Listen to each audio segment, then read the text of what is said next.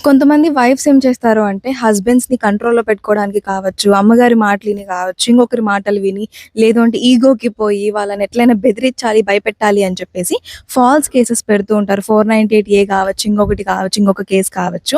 అయితే ఏంటి అంటే ఎవరి మాటలైతే విని మీరు కేసులు పెడతారో, ఏ ఈగోతో అయితే పోయి మీరు కేసులు పెడతారో, ఇవన్నీ పోయిన తర్వాత పక్కనోళ్ళ మాటలు వింటారు కదా! వాళ్ళు బానే ఉంటారు.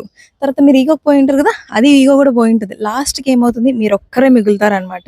అప్పుడు మీరు కేసెస్ విత్‌డ్రా చేసుకున్నప్పటికీ కూడా మీరు అన్నిటిని మీ చేతులారా మీరు కోల్పోయి ఉంటారు. లిటరల్లీ నేను చూసాను చాలా మందిని. వైఫ్ వచ్చేసి వాళ్ళ అమ్మ మాట వినేసి హస్బెండ్ పైన, ఫ్యామిలీ పైన 498 కేస్ పెడతారనమాట. తర్వాతొచ్చి అందరి ముందర కాళ్ళు పట్టుకొని ఏడుస్తుంది. తప్పైపోయింది. మా అమ్మ మాట విని నేను కేస్ పెట్టాను. మిమ్మల్ని కంట్రోల్‌లో తెచ్చుకుందామని చెప్పేసి అని చెప్పి అంటే హస్బెండ్ ఒకటే అనేసాడు. నేను జైలు కన్నా వెళ్తాను. అమ్మా, నాన్న నువ్వు కోర్టు మెట్లు ఎక్కిచ్చేసినావు. వాళ్ళు ఏ తప్పు చేయకున్నా కూడా. తప్పు చేయనప్పటికీ కూడా నువ్వు తప్పుడు సాక్ష్యం వచ్చి చెప్పినావు కాబట్టి నాకు నువ్వు అవసరం లేదు. నువ్వేమన్నా చేసుకో, నేను జైలుకైనా వెళ్ళిపోతానని చెప్పి అతను అన్నాడనమాట.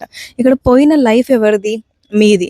సో, ఫ్యామిలీ కేసెస్‌లో మీరు కోర్ట్‌కెళ్ళేటప్పుడు, కేసెస్ ఫైల్ చేసేటప్పుడు ఫేక్ కేసెస్ పెడుతున్నారు అంటే మీ లైఫ్ గురించి కూడా మీరొకసారి ఆలోచించుకొని ఫ్యూచర్ ఏమవుతుంది అని చెప్పి ఆలోచించుకొని కేసెస్ అయితే పెట్టండి. జెన్యూన్ అయితేనే కేసులు పెట్టండి.